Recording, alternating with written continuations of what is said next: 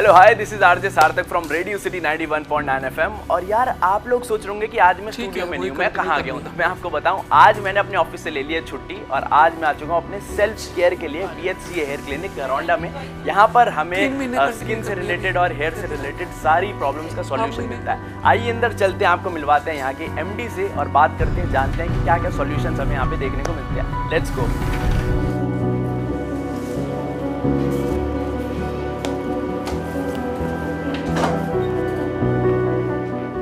तो अब हमारे साथ MD BHCA हेयर क्लिनिक है। Sir hi, welcome to radio city.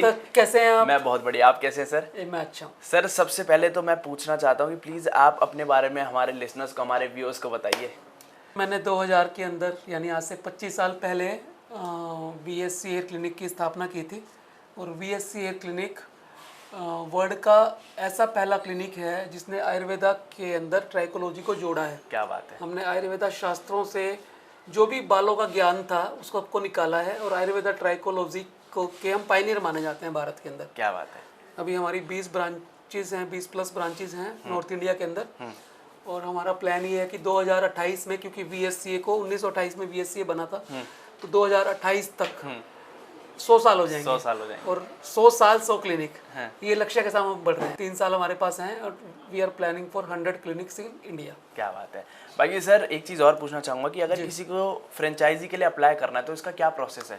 देखिए, BHCA एक्सपेंशन के मोड में है और भारत के अंदर हमें अच्छे लोग चाहिए जो बालों की समस्याओं को दूर करने में BHCA की हेल्प कर सकें। हमारा मिशन यही है कि बालों की समस्याओं को भारत से जड़ से मुक्त करना, लोगों को बालों की समस्याओं से ठीक करना, ये हमारा उद्देश्य है। आयुर्वेद की को साथ लेकर, तो जो भी लोग ऐसे हैं जो चाहते हैं इसमें हेल्प करना, जिनके पास अपने शहर के अंदर 300-400 स्क्वायर फीट जगह है किसी अच्छी लोकेशन पे, वो BHCA का जुड़ सकते हैं।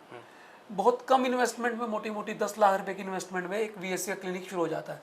हेयर एंड स्किन, हमने स्किन भी साथ में जोड़ दिया है, तो उसका स्कोप बढ़ गया स्किन आने के साथ, क्योंकि हर आदमी सुंदर दिखना चाहता है। आजकल स्किन केयर और हेल्थ केयर लोग बहुत ज़्यादा फॉलो कर रहे हैं। यस, तो स्किन और हेयर अगर अच्छे होंगे तो नेचुरली आदमी की ब्यूटी एनहांस हो जाएगी। एग्जैक्टली। तो BHCA आयुर्वेदा के जरिए बालों की सुंदरता को और स्किन की सुंदरता को बढ़ाने का काम करता है। और हम ऐसे लोगों को आमंत्रित करते हैं BHCA के साथ जो बहुत कम इन्वेस्टमेंट में, जिनके पास अपनी जगह है, जो डॉक्टर नहीं है, ऐसे भी लोग, डॉक्टर है उनका भी स्वागत है, जो डॉक्टर नहीं है वो भी जुड़ सकते हैं। अच्छा। तो उनको डॉक्टर्स हम ट्रेन करके देते हैं BHCA। हमारा पूरा एक सिस्टम है, ट्रेनिंग का प्रोटोकॉल है, मार्केटिंग का, HR का, रिसर्च का, R&D का, हमारी एविडेंस मेडिसिन खुद की है।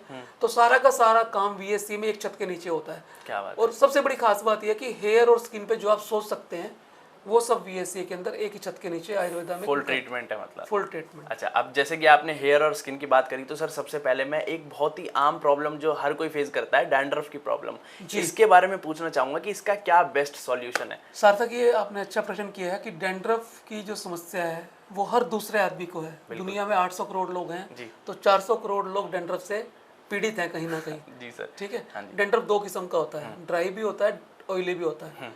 दोनों के अलग कारण है, अलग ही इलाज है। अगर डैंड्रफ ड्राई है तो उसके लिए ऑयल अच्छा है। जैसे आमतौर पे ऑयल की हम बात करते हैं, हमारे इंडिया के अंदर तो हर आदमी तेल लगाना चाहता है, उसे ये पता नहीं है कि मेरी स्किन ऑयली है। तो 100 में से 30-40% लोगों की स्किन ऑयली होती है। जो तेल ज़्यादा बनता है उसमें डैंड्रफ को नुकसान करता है, क्योंकि ऑयली स्किन है तो डैंड्रफ को बढ़ा देगी वो।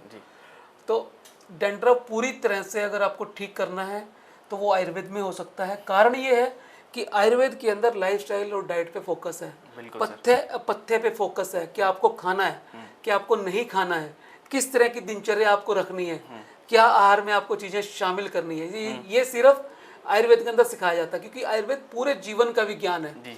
आयुर्वेद में हम कहते हैं कि स्वस्थस्य स्वास्थ्य रक्षणम आतुरस्य विकार प्रशमनम च। इसका मतलब ये है कि स्वस्थ व्यक्ति के स्वास्थ्य की रक्षा करना और बीमार व्यक्ति की बीमारी को ठीक करना। क्या बात है। डीएल उद्देश्य है। यह कहा जाता है ना, prevention is better than cure. हाँ जी। ठीक है, तो हम प्रिवेंशन पे फोकस करते हैं। क्या बात है। 100% ट्रीटमेंट आयुर्वेदा के अंदर डैंड्रफ का है। अच्छा, बाकी सर जैसे कि आपने आयुर्वेदा की बात करी, तो लोगों के मन में ना एक मिथ बना हुआ है कि ये जो आयुर्वेदा है ये बहुत ज़्यादा टाइम टेकिंग प्रोसेस है, तो क्या ये सच है? ऐसा है क्या? देखिए, आयुर्वेदा जो काम करता है वो शरीर के अंदर 3 दोष होते हैं, वात, पित्त और कफ। अगर आयुर्वेदा को सही ट्रीटमेंट पेशेंट को मिल जाता है, दोषों के हिसाब से ट्रीटमेंट मिल जाता है।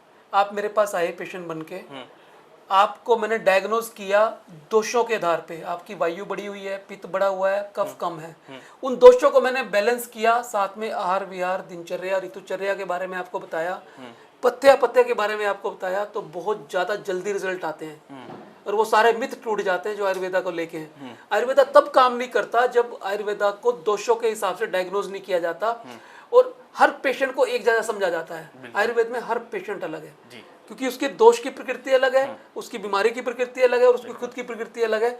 मौसम के अनुकूल यहाँ ट्रीटमेंट किया जाता है और बहुत सारी चीज़ों को केंद्र में रख के ट्रीटमेंट किया जाता है। तो आयुर्वेदा के बारे में ये मिथ अपने आप बस्ट हो जाता है जब इस तरह से इलाज होता है। बिल्कुल सही बात है। बाकी सर, जैसे कि हम देख रहे हैं बरसात का मौसम आ गया है, तो ऐसे में हेयर फॉल ऑटोमेटिकली बहुत ज़्यादा बढ़ जाता है, तो इसका बेस्ट सॉल्यूशन क्या है? देखिए सार्थक, बारिश के दिनों में पोल्यूशन, डस्ट, बैक्टीरियाज, बहुत किस्म के इन्फेक्शन एनवायरनमेंट में होते हैं। जब बारिश डलती है तो वो एसिड होता है उसके अंदर कहीं ना कहीं, क्योंकि पहली बारिश होती है या जो बारिश आती है वो सारी की सारी पोल्यूशन के पार्टिकल्स को, डस्ट को, वायरस को, बैक्टीरिया को, फंगस को लेके आती है। और जब वो सारी चीज़ें मिलती हैं बारिश के पानी के साथ, तो वो बालों के अंदर इन्फेक्शन बढ़ाने का काम कर सकती हैं। उससे 3 काम होते हैं। पहला, इन्फेक्शन बढ़ सकता है, चाहे फंगल हो, चाहे बैक्टीरियल हो, चाहे वायरल हो। दूसरा, ह्यूमिडिटी की वजह से बाल पतला हो सकता है, कमज़ोर हो सकता है, टूट सकता है। और तीसरा, बालों के अंदर एक मॉइस्चर की वजह से अलग से स्मेल हो सकती है, जो हेयर लॉस का भी कारण बनती है और स्किन पे और इन्फेक्शन का कारण भी बनती है। तो अगर हमें बारिश के दिनों में बालों का ध्यान रखना है, तो सबसे पहले जैसे आप बारिश से आए, बाल आपके गीले हैं, तभी आपको वॉश करना है। अच्छा, नहाना है, पानी से सिर धोना है। उसके बाद किसी भी टॉवल से या हाथों से बालों को अच्छी तरह से पोंछना है, पानी ज़्यादा बालों में ना रहे। दूसरा, यदि आप धूप में जाते हैं, गर्मियाँ होती हैं आजकल के दिनों में, बहुत ज़्यादा धूप में जाते हैं, तो सिर को ढक के जाना है। ज़्यादा सन का एक्सपोजर अगर ह्यूमिडिटी के साथ मिलेगा तो बालों को नुकसान करेगा। हाइड्रेट रखना है, खूब सारा पानी पीना है, दिन में 2, 2.5, 3 लीटर कम से कम आपको पानी का सेवन करना है। 7 से 8 घंटे की नींद लेनी है, खूब सारा फाइबर खाना है, अगर स्ट्रेस है तो थोड़ा सा मेडिटेशन करना है। तो अगर ये ध्यान रखेंगे तो बालों की समस्याएं पहली बात तो आएंगी नहीं, आएंगी तो बड़ी जल्दी से दूर हो जाएंगी। बिल्कुल सही बात है। बाकी सर, इसके साथ ही साथ एक प्रॉब्लम हम और देख रहे हैं आजकल की, बहुत ही छोटी सी एज में लोगों के जो बाल हैं वो सफ़ेद हो जाते हैं, तो इसके पीछे का क्या रीज़न है और इसका क्या बेस्ट सॉल्यूशन है? सार्थक, ये बड़ा अच्छा प्रश्न पूछा है आपने। आजकल ओपीडी के अंदर 10% पेशेंट्स जो है ना वो ग्रेइंग के आ रहे हैं। हाँ जी। जिनको 15, 16 या उससे भी कम उम्र के अंदर बाल सफ़ेद हो रहे हैं। इसके 2 कारण हैं। पहला कारण है जीन्स इन्वॉल्व होते हैं। मदर या फादर को यदि कम उम्र में बाल सफ़ेद हुए हैं तो बच्चों को संभावना होती है कि कम उम्र में बाल सफ़ेद होंगे। ठीक है, तो जीन्स में तो हम कुछ कर नहीं सकते। 20% केस जीन से संबंधित होते हैं। 80% केसेस होते हैं एनवायरमेंटल फैक्टर से, जिसमें हमारी डाइट, लाइफस्टाइल, एनवायरनमेंट, पोल्यूशन सब आता है। तो हम 80% पे काम कर सकते हैं, उस पार्ट पे काम कर सकते हैं, जीन्स को भी मिटिएट कर सकते हैं। हाँ जी। तो हमें डाइट अच्छी चाहिए, खूब सारा फाइबर चाहिए। बच्चे आमतौर पे क्या खाते हैं? फास्ट फूड खाते हैं, हरी सब्जियों से बचते हैं और वही चाहिए हमें, हरी सब्जियां चाहिए, फास्ट फूड नहीं चाहिए। हाँ जी। तो हरी सब्जियां खाएंगे तो मिनरल्स मिलेंगे, विटामिन मिलेंगे, खूब सारा बढ़िया पोषण मिलेगा। और नींद अच्छी लेंगे तो स्ट्रेस नहीं आएगा। कोर्टिसोल बनने से प्रीमेच्योर ग्रेइंग बढ़ती है, मेलानिन डीएक्टिवेट हो जाता है, मेलानिन बनना। तो यदि हम खान पान का ध्यान रखेंगे तो नहीं होंगे। लेकिन आयुर्वेदा के अंदर बहुत सारी दवाइयाँ ऐसी हैं जो ग्रेइंग को स्लो कर सकती हैं, बहुत सारे केस में रिवर्स भी कर सकती हैं। आयुर्वेदा में बहुत सारी ऐसी दवाइयाँ हैं और हमने बीएससी में यही काम किया, उन दवाइयों को निकाला है, उनके एक्सट्रैक्ट निकाले और पेशेंट को बहुत अच्छे रिजल्ट हम ग्रेइंग में, जो प्रीमेच्योर ग्रेइंग होती है, उसमें दे पा रहे हैं। क्या बात है। बाकी सर, आजकल हम देख रहे हैं कि जो हेयर ट्रांसप्लांट है वो बहुत कॉमन हो चुका है, तो क्या ये इफेक्टिव है? क्या इसके कोई साइड इफेक्ट्स हैं? नहीं, देखिए सार्थक, ट्रांसप्लांट एक बहुत शानदार तकनीक है मॉडर्न मेडिसिन के अंदर। जब बालों की जड़ें खत्म हो जाती हैं तो हमारे पास 2 ही विकल्प होते हैं, या ट्रांसप्लांट लगा लें या पैच लगवा लें। बिल्कुल ठीक है। ट्रांसप्लांट परमानेंट विकल्प है, क्योंकि वो आप ही के बाल होते हैं और आप ही के बाल एक जगह से निकाल के दूसरी जगह ट्रांसप्लांट कर दिए होते हैं। डोनर एरिया से निकाले, रिसिपिएंट पे लगा दिए। इसकी 2 टेक्निक होती हैं, FUT, FUE। आजकल लेटेस्ट FUE है तो उस पर ज़्यादा करते हैं। अगर पेशेंट को कोई दिक्कत नहीं है, कोई सिस्टोमिक डिसऑर्डर नहीं है, पेशेंट हेल्दी है और अच्छी जगह से ट्रांसप्लांट कराता है, तो कोई नुकसान नहीं है, बिल्कुल सेफ है, बहुत अच्छा लुक आता है पेशेंट का। उसकी जो ब्यूटी, जो कॉस्मेटिकली पेशेंट के अंदर एक इन्फिनिटी कॉम्प्लेक्स आ जाता है बाल कम होने से, वो ट्रांसप्लांट से हम रिवाइव कर सकते हैं, दोबारा उसको वो कॉन्फिडेंस वो उसका वो वापस ला सकते हैं। हाँ, और सर ये आपने बताया हेयर पैच, तो इसका क्या प्रोसेस है? हेयर पैच ह्यूमन हेयर होते हैं, जाली के ऊपर बालों को गूंथ दिया जाता है और जैसे हेयर विग होती है ऐसे ही पैच होते हैं, उनको वियर कर लिया जाता है, जो बाल्ड एरिया वो कवर हो जाता है उससे। हाँ जी। तो इसकी अलग अलग क्वालिटीज आती हैं, अलग अलग कलर टेक्सचर आता है। तो ये भी एक मतलब शानदार तरीका है, सस्ता सुंदर और टिकाऊ तरीका मैं बोलता हूँ बालों को आपकी लुक को वापस लाने का, अच्छा दिखाने का आपको। तो जिन लोगों को डोनर एरिया अच्छा नहीं होता है तो उन लोगों के लिए हेयर पैच बहुत बढ़िया ऑप्शन है। वो ट्रांसप्लांट नहीं करा पाते तो वो हेयर पैच लगवा सकते हैं और किसी भी उम्र में लगवा सकते हैं। हाँ बिल्कुल। और बाकी सर आजकल हम दो टर्म्स बहुत ज़्यादा सुन रहे हैं, जीएफसी और पीआरपी, ये क्या है थेरेपीज? सार्थक, बालों की समस्याओं को दूर करने के लिए नई नई इन्वेंशंस हो रही हैं। ठीक है, पीआरपी एक ऐसी थेरेपी है जो बालों के अलावा पूरी शरीर के अलग अलग अंगों पे अपना प्रभाव दिखाती है। कॉस्मेटिक सर्जरी में इसको इस्तेमाल करते हैं, ऑर्थोपेडिशियन इसका यूज़ करते हैं, डेंटिस्ट इसका यूज़ करते हैं।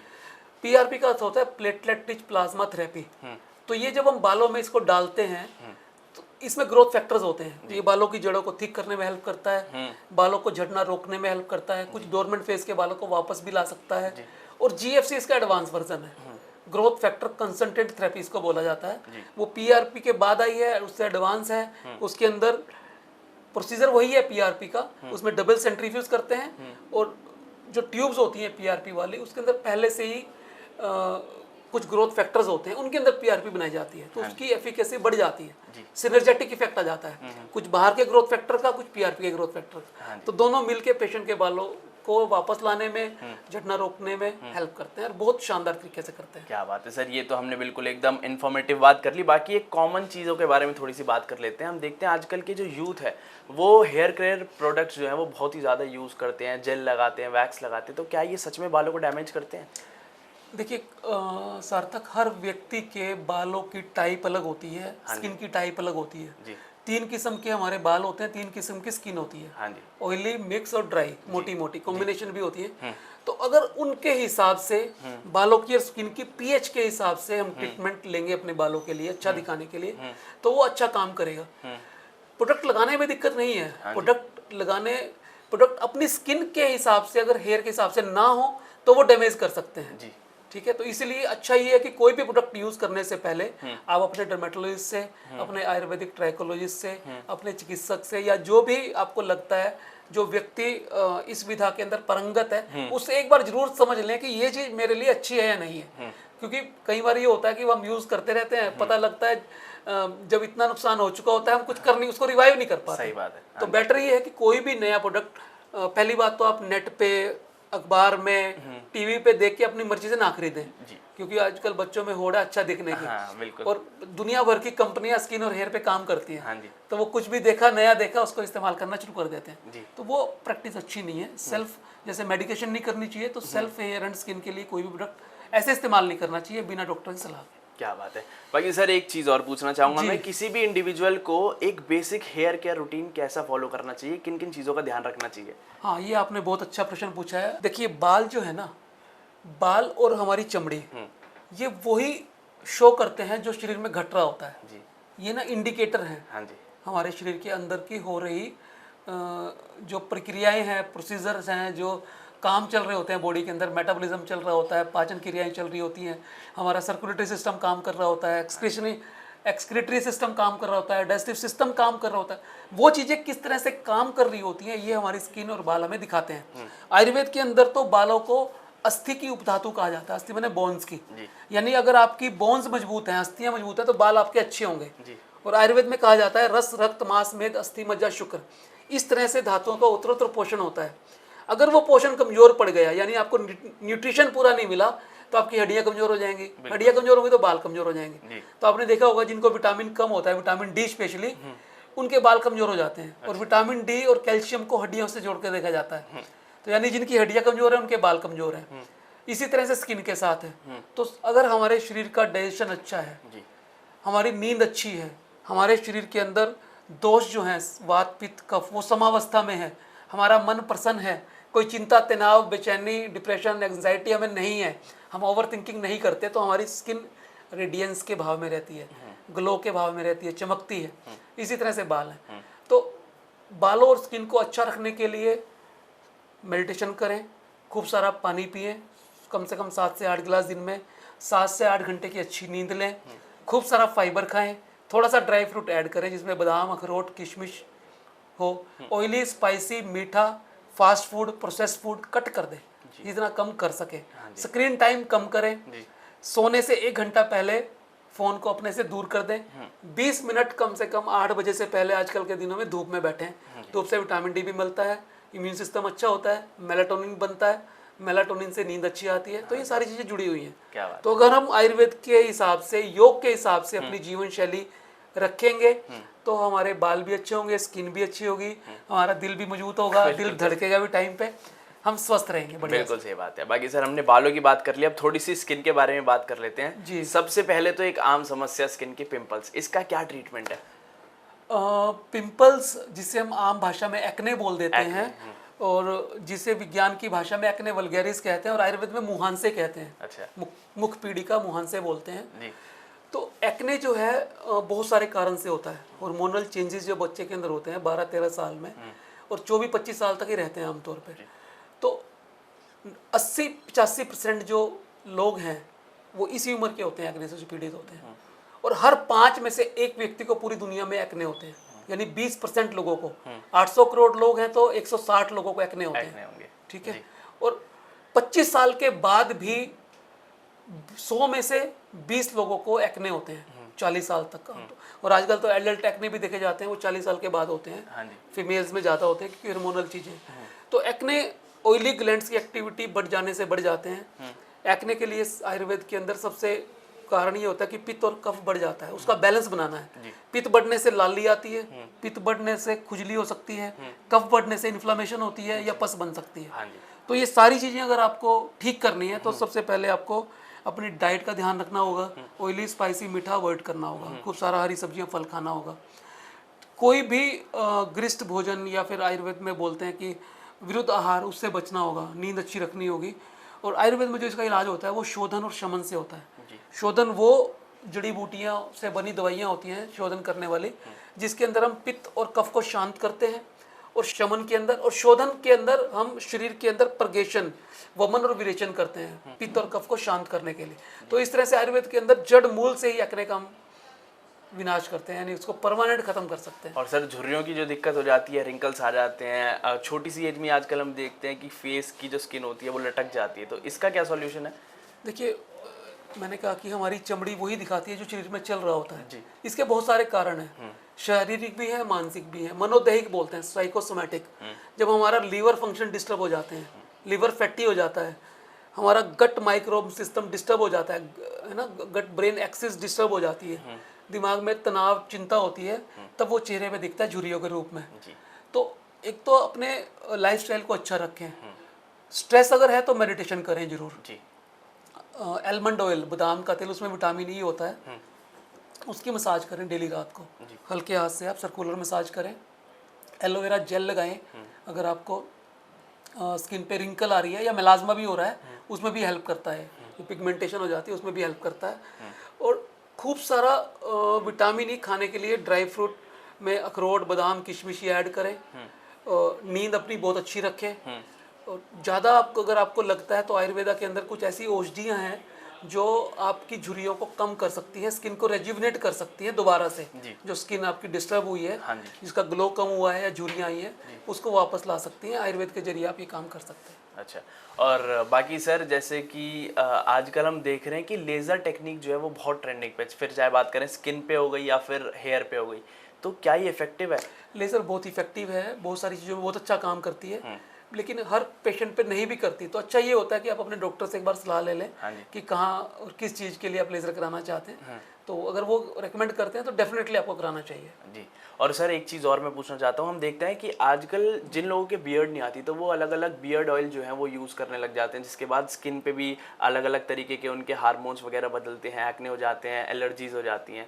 तो क्या ये जो बियर्ड ऑयल आते हैं ये सही होते हैं या फिर नहीं? देखिए सार्थक, बियर्ड ऑयल का बियर्ड के आने से कोई रिलेशन नहीं है। बियर्ड का आना ना आना डिपेंड करता है हार्मोन्स और जीन्स पे जी, है ना।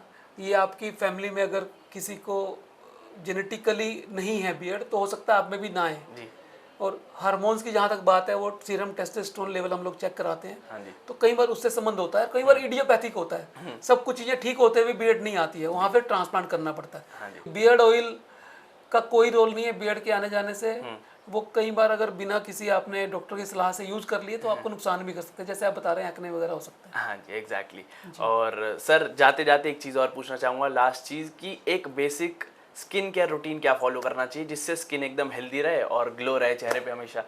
स्किन को अपनी दिन में 2 से 3 बार किसी भी अच्छे फेस वॉश से आप साफ जरूर करें जी। कोशिश करें कि हर्बल फेस वॉश हो। फेस सीरम का यूज़ करें, डॉक्टर के रिकमेंडेशन से रूटीन में करें। फेस मास्क का यूज़ करें। उसके साथ साथ डाइट और लाइफस्टाइल का बहुत ध्यान रखें। खूब सारा फाइबर खाएं, सब्जियां खाएं हरी खूब सारी, पानी खूब सारा पिएं, नींद अच्छी लें, ज़्यादा तेज़ धूप में जाने से बचें।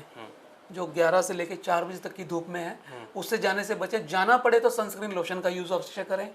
ठीक है, स्किन को प्रोटेक्ट रखें क्योंकि स्किन वही दिखाती है जो आपके अंदर चल रहा होता है। तो आप सबसे पहला तो है कि अंदर अच्छा होगा तो बाहर भी अच्छा होगा। बिल्कुल। तो आप अपनी गट अच्छी रखिए, हाँ जी। अपने लीवर को स्वस्थ रखिए, डाइट को अच्छा रखिए, मन को स्वस्थ रखिए, फालतू विचारों से छुट्टी पाइए, दूर रहिए। नींद अच्छी रखिए, तो आपकी स्किन दमकेगी, पूरी चमकेगी। अब आपने सर टैनिंग की बात कर दी तो अब मैं टैनिंग का भी इलाज पूछना चाहता हूँ। ये जब भी बाहर निकलो तो बिल्कुल टैनिंग अलग से चमकती है, तो इसका भी प्लीज एक बार आप सॉल्यूशन बता दीजिए। टैनिंग बहुत सारे कारण से होती है।